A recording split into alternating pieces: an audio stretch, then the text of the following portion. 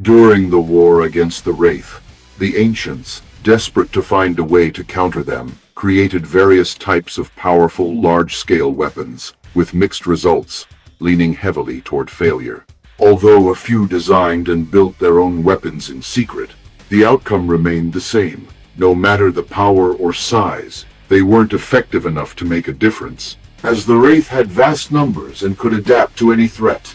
For this reason, they decided to focus on something smaller and more subtle. Many might think they would turn to biological weapons, but they never considered or attempted it, perhaps due to the trauma from what happened in the Milky Way, the risk of unintended consequences, or, worse, a mutation that could affect them, or even for moral reasons. Instead, they created microbots or nanites, designed to destroy the Wraith's biology. These nanites could assimilate organic tissue and self-replicate, with a level of aggression programmed into their code that surpassed even that of the Wraith, to ensure success. However, without warning, the nanites began to replicate and intertwine, evolving until they took on the only form they knew, that of their creators. As I've already mentioned, their origin stems from the Ancients' desperation to find a solution to the Wraith threat, and the creation of nanites was one such attempt. However, after the nanites evolved and took on the appearance of the Ancients, or Lanteans, rather than ending the experiment, the Ancients chose to continue and see how they could still be of use. Subsequent experiments focused on testing their capabilities in warfare, maintaining their extreme aggression, even though the Replicators themselves did not want to be aggressive. Yes, the Replicators did not desire violence, but the Ancients had implemented additional subroutines to prevent them from ever turning against their creators. In the end, however, the scientists and the Atlantis Council determined that the experiment, besides being a failure, had strayed too far from its original concept. As a result, the project was shut down, but instead of simply deactivating it with the push of a button, they went for something far more drastic, straight out of Warhammer and Exterminators. Alright, fire! A massive Lantean war fleet was dispatched to wipe out the planet where the Asurans resided. Once the operation was complete, and believing they had eradicated all trace of the Asurans, they withdrew and deleted all records and data related to them, except for those concerning the nanobots, which were never used. They even erased the Stargate address to that world, likely to maintain appearances. The few Asurans who survived multiplied and rebuilt their civilization without interference from either the Ancients or the Wraith. After the war ended and the Wraith dominated the galaxy, the Asurans launched their own offensive against them. The Wraith, in their arrogance, believed they could once again rely on sheer numbers to secure victory, just as they had done against the Ancients, and they tried. But as the conflict progressed, the Wraith realized that this time, their strategy would not work. The Asuran offensives were practically unstoppable. Not only did they possess a massive technological advantage, they were also immune to Wraith weapons. Being machines, they could not be used as food. Furthermore, they were physically superior and, most importantly, they could match, if not surpass, the Wraith's production capacity for warships and troops. At the height of the conflict, Wraith ships were being destroyed by the hundreds or even thousands in under a week. While the Asurans remained unfazed by similar losses, they could replace their forces in no time. When the balance of power clearly shifted in favor of the Asurans and the Wraith realized they couldn't win using the same tactics as they had against the Ancients, they managed, through great effort and sacrifice, to capture and study the Replicators. They couldn't shut them down or make significant changes, but they developed a shutdown code that disabled the Replicators' directive to attack them, effectively ending the Asuran-Wraith war. After the war, all Asurans withdrew to their home world, where they isolated themselves and weren't heard from again for millennia. Even the Wraith avoided provoking them. Over the course of 10 millennia, the Asurans refined their technology, or rather, that of their creators, reaching remarkable levels of efficiency, especially in the military domain and in the rapid production of zero-point modules or ZPM. Although many might assume they all shared the same mindset, the truth is the Asurans were divided into two ideological factions: the isolationists, like Oberoth, who were content with maintaining the status quo, and the ascensionists, like Neum, or whatever we want to call them, who aspired to follow in their creators' footsteps and ascend to their level. Life for the Asurans was peaceful until the Atlantis expedition accidentally arrived on their planet. From that moment on, everything fell apart. The Atlantis expedition and the Asurans began diplomatic talks about zero-point modules and the possibility of collaborating against the Wraith. However, the negotiations soon turned into interrogations, and the Asurans discovered that the expedition members were descendants of the Ancients, and that the city of Atlantis remained intact. Enraged, the Asurans launched their own city ship, modeled after Atlantis, to destroy it in revenge. The Ascensionists intervened, helping the expedition disable the Asuran's rage programming and temporarily halting the attackers from the city ship, which was then destroyed. Everything seemed under control until Neum, having been reprogrammed by Oberoth, attacked Dr. Elizabeth Weir. He was expelled into space and eventually left inactive, drifting in orbit. Some time later, a group of Ancients, or Lanteans, were discovered traveling between the two galaxies. They were escorted back to Atlantis and reclaimed the city. When the Replicators attacked again, having found a way to override the code that prevented them from harming their creators, they discovered that living Ancients were present. They took their revenge, eliminating the Ancients and seizing control of Atlantis.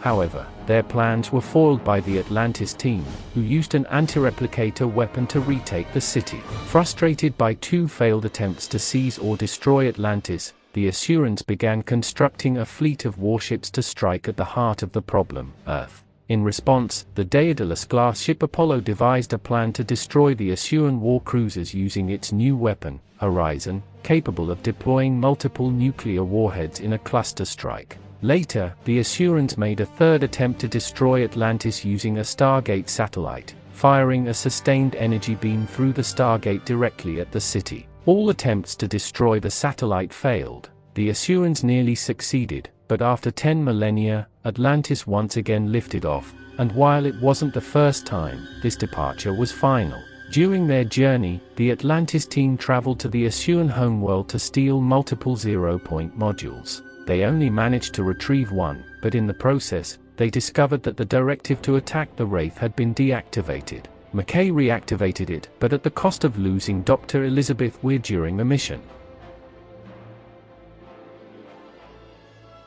With the directive restored, the Asuran war cruisers set course for Wraith planets, launching a new war between the Asurans and the Wraith. In a short time, the Asurans gained a decisive advantage. However, the Wraith began to offer stronger resistance, occasionally managing to counterattack. Even so, the Asurans' progress began to slow. Despite a convincing string of victories, the Asurans concluded that their progress was insufficient. After careful analysis, they identified a critical weakness in the Wraith, their dependence on humans as a food source. As a result, the Asurans developed a new tactic: eliminate human settlements to starve the Wraith into extinction. After the destruction of several human worlds and colonies, and with key intel provided by replicator clones of the Atlantis team, members of Neum's group, the Ascensionists, a coalition was formed to lay siege to the Asuran home world. The Wraith, with half a dozen hive ships, the Atlantis expedition, with several Daedalus-class ships, and the Travelers, with their own fleet and an Aurora-class ship, coordinated a joint plan. The first step was to destroy several Asuran Aurora-class warships, forcing the Asurans to retreat to their homeworld, where the final siege would begin. The plan was simple. McKay, with the help of his allied replicator, had to gather all the Asuran nanites into a single point, forming a massive swarm of nanites. Then, they would overload the zero-point modules or ZPM to trigger the planet's implosion.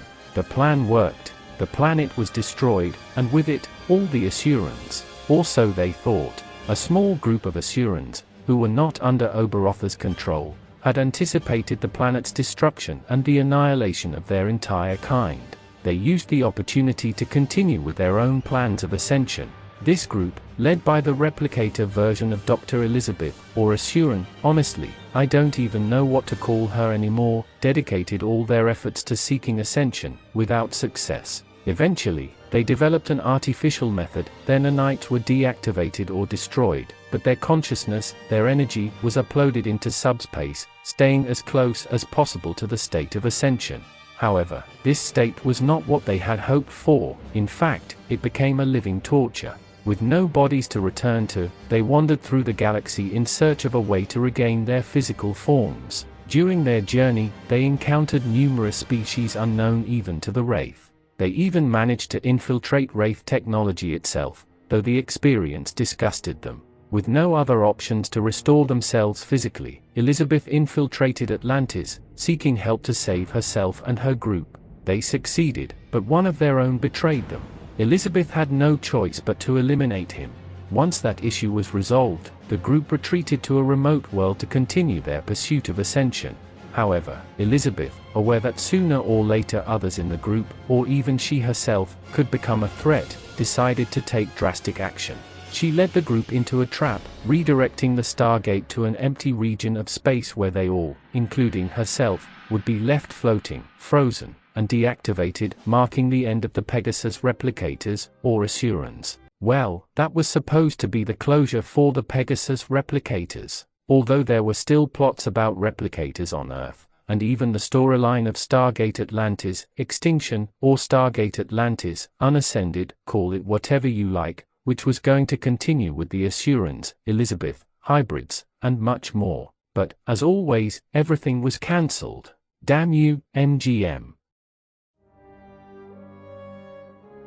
Unlike their counterparts in the Milky Way or the Asgard galaxy, the Asurans are far more complex, even down to the level of each individual nanite. Being smaller at a cellular scale, they can adopt virtually any form or adapt much faster. Additionally, they can penetrate any obstacle, as long as there's the slightest crack, similar to the T-1000. Regarding their physical form, aside from adopting a human, or ancient, appearance, they can develop bodies so intricate that they even simulate a fully functional human biological system. However, this level of complexity makes them significantly more vulnerable. Although they might appear to function as a hive mind, or that they all shared the same ideology, the truth is that there were distinct ideological factions within them, though only two main ones. On one side were the isolationists, or resentful ones, who preferred to remain stuck in the past, repeating old patterns and maintaining the status quo. On the other side were the ascensionists, a small minority that sought to make peace with their creators, assist other species, and ascend to reach the level of the ancients. Unfortunately, Oberoth prevailed and seized total control over the Asurans. One of their key traits was their subspace communication network, which allowed them to send and receive real-time information about the actions of every individual. This system also enabled them to alter directives, mindsets, or even the personalities of all Asurans, provided someone accessed the source code or if the leader willed it, as had happened before. However, this connection could be voluntarily severed by any Asuran, though doing so carried the risk of not having an up-to-date backup in case of destruction. Another of their abilities was biological assimilation, allowing them to infect living beings, especially humans, to convert them into replicators or fully replace them. Lastly, they possessed the ability of mind probing, very similar to the replicators of the Milky Way, which suggests that both were created by the ancients, albeit for different purposes. Still, both projects ended in catastrophic results. As for their culture, there's not much to say. They merely imitated their creators on a superficial level, without truly embracing their philosophy. They didn't share their ideologies, only a generalized hatred towards all races, particularly the Tori, for being the ancients' favorites.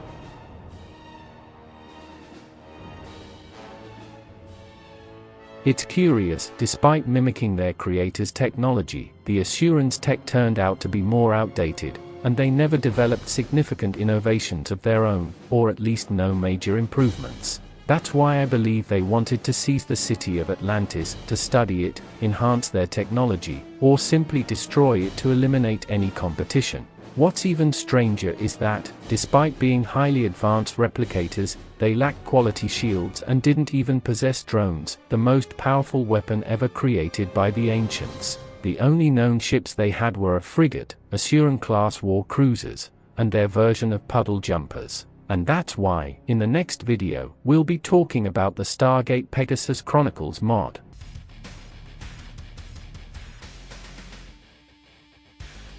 The Asurans were one of the most tragic enemies left behind by the ancients. Created solely to stop or combat the Wraith, Another failed creation of the ancients. The Asurans wanted to help their creators because that's how they were programmed, but when the ancients realized they didn't meet their expectations or that the project had spiraled out of control, they did what they always did best: erase everything and pretend it never existed.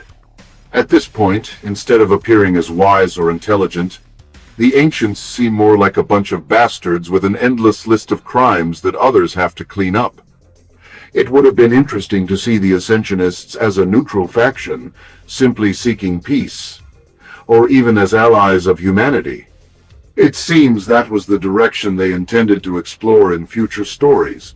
But, as always, everything was cancelled.